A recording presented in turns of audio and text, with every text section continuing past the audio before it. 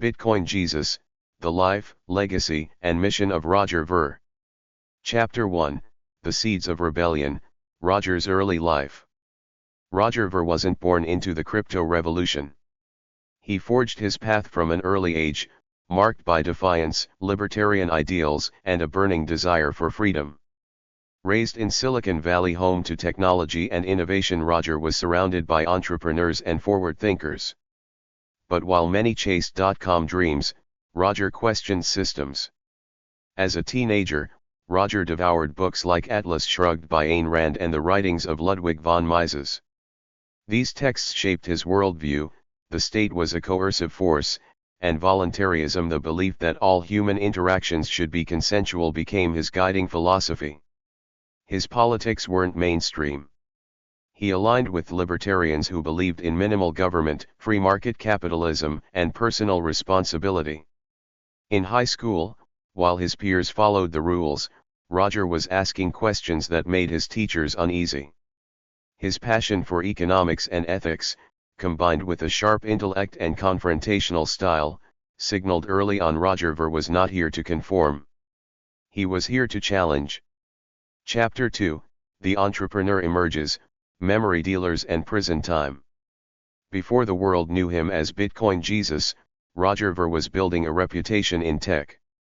In the early 2000s, he founded MemoryDealers.com, a company that sold computer components. The business thrived, and Roger became wealthy, but it wasn't just about making money. It was about autonomy, earning without relying on traditional systems. Then came the event that changed everything. In 2002, Roger was sentenced to 10 months in federal prison for selling explosives, specifically, fireworks, on eBay without a license. He believed it was a victimless crime, something he would later cite as an example of government overreach. The conviction deeply affected him. It fueled his hatred of state power and galvanized his libertarian convictions. Prison didn't break Roger. It radicalized him. It confirmed everything he feared about centralized authority. When he got out, he didn't retreat. He doubled down. He saw money, government, and the banking system as tools of control, and he was determined to disrupt them. Chapter 3, Discovering Bitcoin, The Moment That Changed Everything. In 2011, Roger Ver stumbled upon Bitcoin. He described the moment as a revelation. I realized Bitcoin is the best tool humanity has ever invented to create more freedom in the world. To Roger, Bitcoin wasn't just digital money. It was a weapon against tyranny, a technology that could separate money from state, like the internet separated communication from control. Roger invested heavily. He became one of the first and loudest evangelists for Bitcoin, pouring his time and millions of dollars into the ecosystem. He invested in early Bitcoin startups like Blockchain.info, Kraken, BitPay, Ripple, Purse.io, CoinAppHold. These weren't just business decisions. These were ideological investments. He wanted to build an entire economy around Bitcoin, free from central banks, regulators, and gatekeepers. Roger was relentless. He gave talks, sponsored events, handed out Bitcoin for free, and spread the gospel anywhere he could. His enthusiasm earned him the nickname Bitcoin Jesus. He wasn't just a supporter, he was a preacher, a missionary, a zealot. Chapter 4, The Breakaway, The Block Size War. Bitcoin's early days were utopian, filled with promise and innovation. But ideological rifts soon emerged. The biggest? How Bitcoin should scale. Roger believed Bitcoin was meant to be peer-to-peer cash, as stated in Satoshi Nakamoto's white paper. But as the network grew, transactions became slower and more expensive. The culprit? Bitcoin's block size was capped at 1 megabyte, limiting how many transactions could be processed per block. Roger advocated increasing the block size to accommodate more users and make Bitcoin practical for everyday use. Others in the community, especially Bitcoin Core developers, resisted. They feared increasing the block size would lead to centralization, making it harder for ordinary users to run full nodes. The debate turned nasty. It wasn't just technical, it was ideological. Roger felt the core developers were hijacking Bitcoin, turning it into a settlement layer for banks instead of a currency for the people. He saw this as a betrayal. In 2017, the conflict climaxed with the creation of Bitcoin Cash, BCH, a hard fork of Bitcoin that increased the block size to 8 megabytes and later even more. Roger backed the split and publicly endorsed Bitcoin Cash as the real Bitcoin. It was one of the most controversial moments in crypto history. Many in the Bitcoin community turned on Roger. He was no longer Bitcoin Jesus. To some, he became a heretic. But Roger didn't back down. He believed Bitcoin Cash stayed true to Satoshi's vision and he was ready to fight for it. Chapter 5, Bitcoin Cash, the Crusade for Peer-to-Peer Money. Post-fork, Roger poured his energy into promoting Bitcoin Cash. He rebranded Bitcoin.com to focus on BCH, using it as a launchpad to educate people about the real Bitcoin, in his eyes. Bitcoin Cash focused on low fees, fast confirmations, and usability as cash. Roger traveled the world advocating for BCH adoption. He handed out BCH at conferences, supported developers, and pushed for merchant integration. Under his influence, Bitcoin Cash gained traction in countries like Venezuela, where hyperinflation made cryptocurrencies essential. But the road wasn't easy. BCH faced challenges: brand confusion, exchange delistings, infighting within its own developer community, and fierce resistance from Bitcoin maximalists. Another fork occurred in 2018, splitting Bitcoin Cash into BCH and BSV, Bitcoin Satoshi Vision, further fragmenting the movement. Still, Roger pressed on. His mission was clear: to make peer-to-peer money accessible to everyone. He believed in voluntarism, in choice, in a world where people could opt out of fiat currency and use money that respected their freedom. Chapter 6, Citizenship Without Borders, Exile and Statelessness. In 2014, Roger made another bold move. He renounced his U.S. citizenship and became a citizen of St. Kitts and Nevis. Why? Taxes and freedom. The U.S. has global taxation policies, meaning citizens must pay taxes on income regardless of where they live. Roger saw this as unjust. By renouncing his citizenship, he declared financial independence from the U.S. government. But it came with consequences. He was denied re-entry to the U.S., even for a visa. This restriction limited his ability to travel and speak at American conferences. Still, Roger saw it as a price worth paying. In his mind, he was living according to his principles. Today, he lives a nomadic lifestyle, traveling between crypto-friendly nations, investing in startups, and preaching the gospel of financial freedom. Chapter 7, Philosophy and Principles, More Than Just Crypto. At his core, Roger Ver isn't just about Bitcoin. He's about freedom. He supports voluntarism. All human interactions should be consensual. Abolition of government coercion, taxation, conscription, and regulation are forms of force. Freedom of money. People should be able to choose how they transact and store value. Roger donates to causes that align with his beliefs: libertarian parties, anti-war initiatives, and blockchain education. Even his critics admit Roger is consistent. Whether you agree with him or not, he walks the talk. Chapter 8, The Criticisms, Polarization and Controversy. Roger is not universally beloved. Bitcoin maximalists accuse him of misleading people about Bitcoin Cash. They say he conflated BCH with BTC, sowing confusion. Some label him a traitor for abandoning Bitcoin and backing a fork that fractured the community. Others criticize his aggressive marketing style, his clashes with influencers like Tone Vase, and his libertarian extremism. Still, he thrives on debate. He sees criticism as proof he's challenging the status quo. Chapter 9, The Present, What Roger Ver is Doing Today. As of 2025, Roger Ver continues to champion Bitcoin Cash. He's focused on supporting Bitcoin.com, which now offers wallets, exchanges, and news. Funding startups in the Bitcoin Cash ecosystem. Advocating for crypto adoption in developing countries. Promoting liberty in our lifetime, an initiative that builds autonomous zones based on voluntary principles.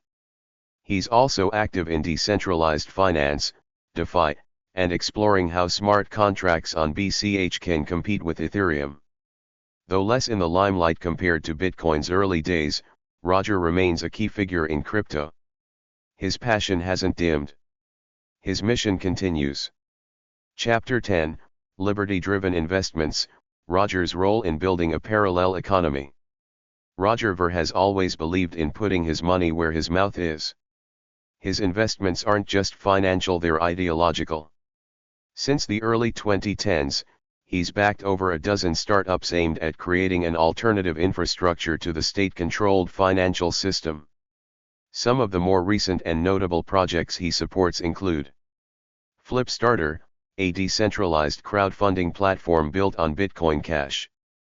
Local.bitcoin.com, a peer-to-peer marketplace for buying and selling BCH without identity verification enabling financial privacy. Cash Fusion, a privacy protocol for Bitcoin Cash transactions, providing anonymity similar to Monero without altering the base protocol. His belief?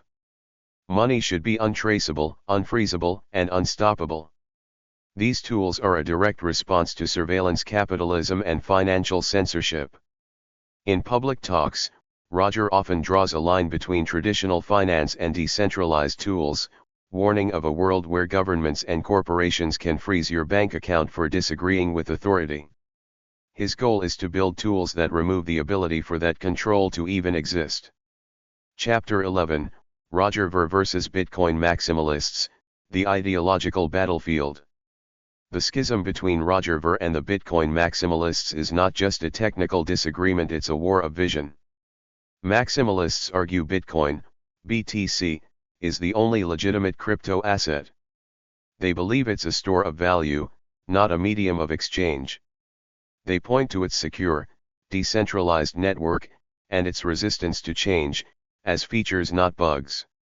Roger fiercely disagrees.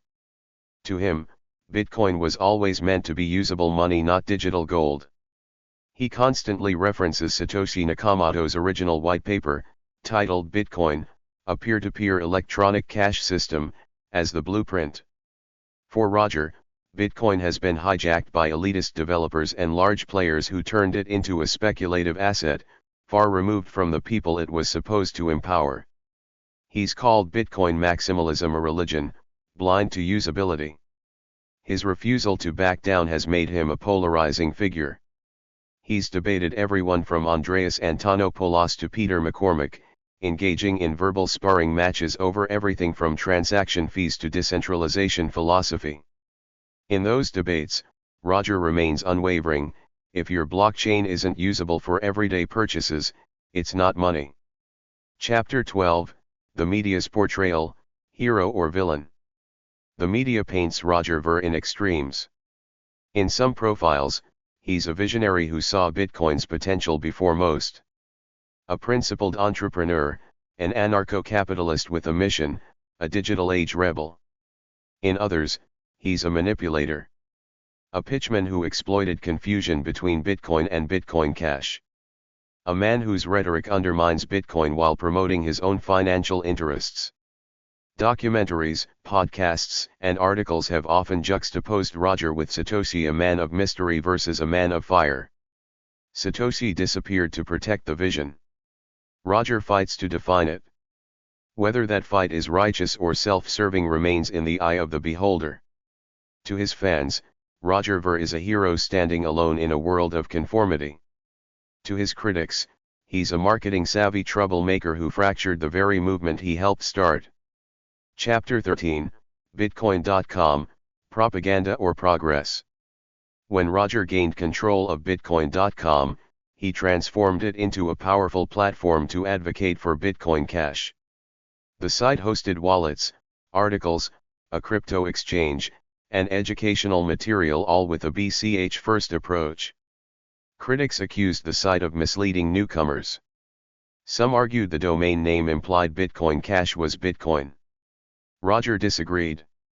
He stated clearly on multiple occasions, Bitcoin Cash is the version of Bitcoin that works. Under his leadership, Bitcoin.com became a gateway for onboarding users to the BCH ecosystem. The mobile wallet was intuitive, fast, and promoted real use cases. The site emphasized merchant adoption, user education, and simple on-ramps for beginners. For Roger, Bitcoin.com wasn't just a business. It was a publishing arm of his ideology, a way to tell the story of a freer world through decentralized money. Chapter 14, The Rise of Nation-Resistant Communities, Roger's Next Frontier. More recently, Roger has turned his attention to free cities and stateless societies. He's a vocal supporter of projects like Prospera, Honduras, a charter city with autonomous governance based on free market principles. Zuzalu, a pop-up community of crypto thinkers, technologists, and political dissidents who believe in opt-in societies. The Seasteading Institute, floating ocean cities governed by voluntary rules, free from traditional state control. Roger sees these places as experiments in voluntarism, real-world prototypes of libertarian society. In his vision, crypto is the currency of these new micronations. Bitcoin Cash, or its successors, would power commerce, contracts, and governance beyond the reach of borders. Chapter 15, Lessons from a Life of Rebellion. Roger Ver's journey is a masterclass in defiance. He's taught the crypto world that money is not neutral. It is a tool either for control or for liberation. And whichever camp you fall into defines how you use, build, and fight for it. His story is filled with lessons. On conviction, Roger doesn't hedge. He bets big, whether it's BCH, citizenship, or philosophical war. On sacrifice, he gave up the right to return to his birthplace. His views come with real-world costs. On staying the course, even after being ousted by much of the Bitcoin community, Roger has never recanted. He may not be Satoshi, but he's one of the few people who shaped Bitcoin's real-world impact through money, media, and muscle. Chapter 16, What's Next for Roger Ver? In 2025, Roger Ver remains an active force. He speaks at conferences around the world, particularly in countries exploring crypto for financial inclusion like El Salvador, Nigeria, and parts of Southeast Asia. He mentors young crypto founders and works closely with Bitcoin Cash developers to keep the project evolving. His next goals include launching BCH native stablecoins to reduce volatility and improve real-world utility, building cross-border remittance rails using Bitcoin Cash, expanding decentralized identity and smart contract functionality within the BCH ecosystem, supporting liberty-focused education programs in emerging nations. Despite the hate, the bans, the ridicule, and the losses, Roger Ver keeps building.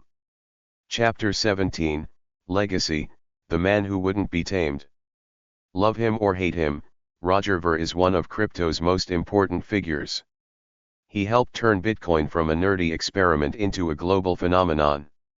He funded the infrastructure, spread the message, and stood his ground when others shifted theirs. His legacy is dual. As a libertarian idealist, he championed freedom through voluntary exchange. As a crypto revolutionary, he fought to keep money in the hands of people, not banks or bureaucrats. History may judge Roger in many ways. But one thing's certain: he refused to be tamed. He believed in Bitcoin before most. He challenged its direction when it deviated from his ideals. And even now, while the rest of the world debates meme coins and ETFs, Roger Ver remains singularly focused on freedom. That's what makes him Bitcoin Jesus.